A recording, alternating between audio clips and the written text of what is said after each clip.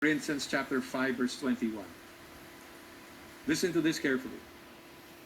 He, that's God the Father, made him, Jesus, who knew no sin, to be sin in our behalf, so that we might become the righteousness of God in him. What is this verse talking about? The perfect justice and mercy of God meeting together. You see, sin has a penalty. That penalty must be paid.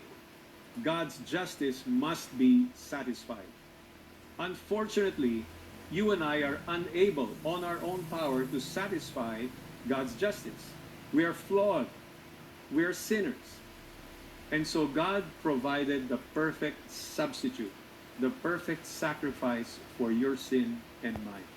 And so it says, He made Jesus, who knew no sin, to be sin in our behalf. And so it was the sacrifice of Jesus that fully satisfied God's desire for justice.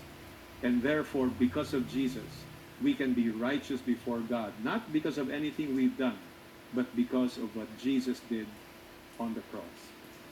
Now, how does this all play out in perfect combination, so to speak? Let me give you a story about one of our members again. His name is Johnny. Johnny experienced the chains of his life being broken. But how did that happen? You see, when Johnny was in high school, he started doing drugs. It got worse when he got into college. Eventually, it got so bad that his family evicted him. They kicked him out of their house. But somehow, he got back with the family. He was able to finish college. He actually got married, had children, and got into a business. But his drug habit got only worse and worse. And so he began abusing his wife. He was terrorizing his children. He was terrorizing his mother, who was already by that time a widow. He was also terrorizing his siblings. So when things got really out of hand, the family had Johnny picked up and thrown into a traditional drug rehab facility where he languished for 2 years. At that time, there was no contact between Johnny and his family. He honestly felt his family had abandoned him. And this was the lowest point in his life. He even questioned if God was real. But by the grace of God, the family made a decision. They took Johnny out of that drug rehab center and they brought him to a place called Penwell House. Penwell House is the drug rehab center of CCF for men. And when Johnny entered Penwell, one of the first things given to him, guess what?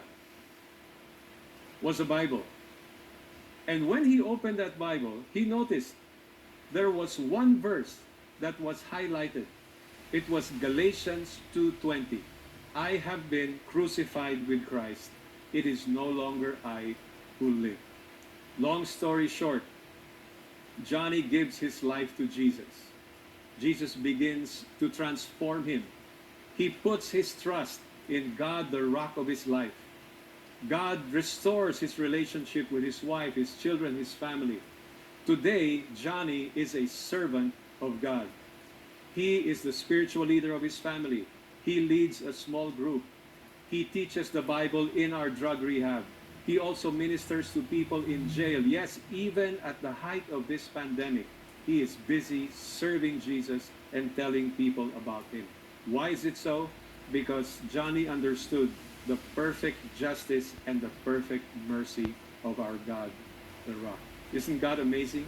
He can do the same for you or somebody else that you're burdened for. Let's go back.